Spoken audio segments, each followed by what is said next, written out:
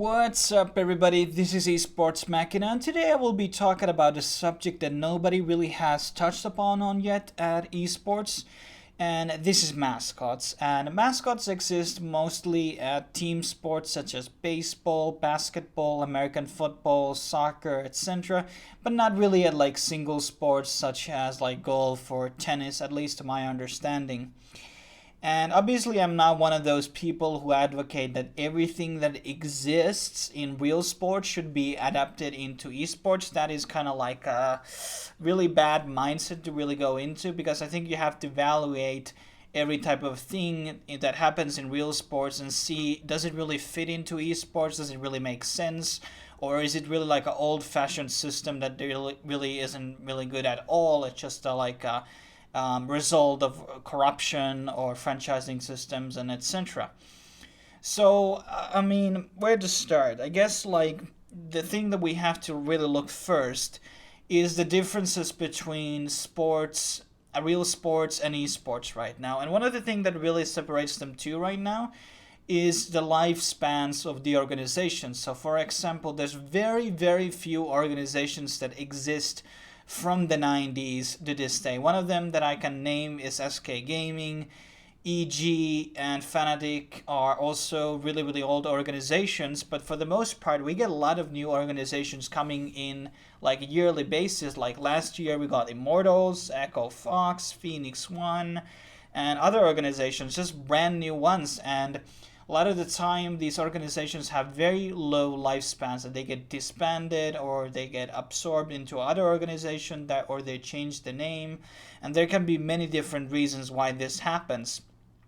And the problem with that is essentially it doesn't really help you if your organization is really like new, or your like players swap around a lot. It doesn't really help you to establish the brand or make like merch sales. So good example is like the more established brands like Cloud9, Fnatic, TSM, they sell, and I guess EG, they sell quite a lot of merch because they have been around a lot. But if I would, today to buy like a shirt, I mean, I own like for example, Curse Esports shirt, but they are now no longer around. That organization was absorbed into Team Liquid.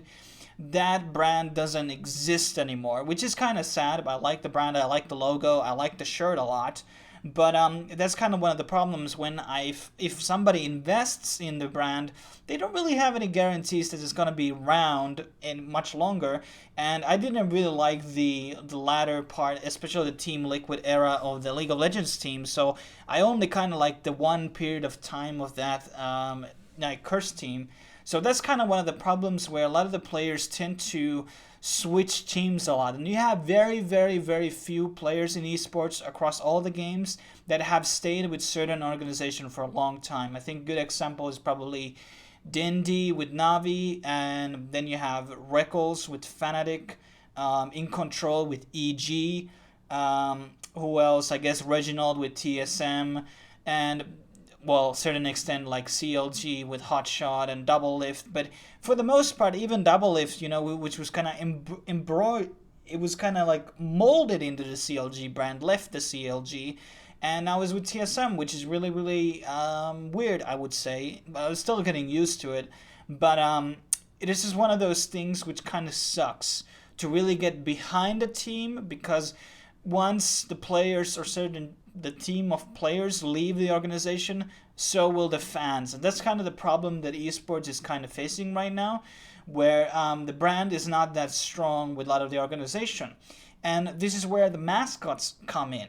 And I think good example, recently we had IM Oakland, and Unicorns of Love had their general manager dressing as a mascot on the stage, which was really cool. I don't really care for the team. I don't really like the team or their playstyle, but that thing really added more hype to the game and more value to the brand, and like identification of what Unicorns of Love is about, a bit of like a troll team.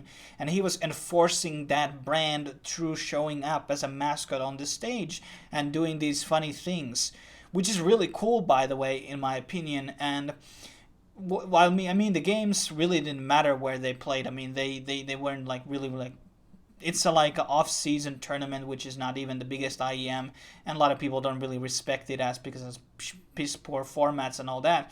But he made a shit game more interesting. I'm not maybe not shit is a good word, but not the most important game to more interesting. The people brought more appeal to it. And this is not really that something that only can exist in real sports. I mean, a good example is, Public Enemy, a rap group from the 80s and still around and kicking. Flavor Flay is not really like the main rapper on the team, but he is the hype man. He was the thing that really brought the hype element into music and on the stage, and he really puts a lot of energy in Public Enemy and their appearances, and he does a really really good job, even though he doesn't like rap a lot in the songs or anything like that. But he is the hype man of that Public Enemy, and I think he was one of the most things that really put them on the map with his crazy stuff and his clocks and his Viking helmets and shit like that. And this is just one of those things where the mascot can really enforce the brand. I mean, there are some like organizations like Dignitas, their mascot or their logo. That's something that you could make into a mascot. That could really definitely work. And with this environment where players are moving teams every 6 months, there is that room, the wiggle room to really like build up a mascot, and maybe that is a good way to really enforce the brand a bit more instead of like it's all about the players. Obviously, the management matters too, and the sponsors and everything like that. But I think the mascots, in my opinion, could bring the gap between the consumer and the brand to closer. So maybe even if I would still like favor, even the Unicorns of Love team would leave the current organization.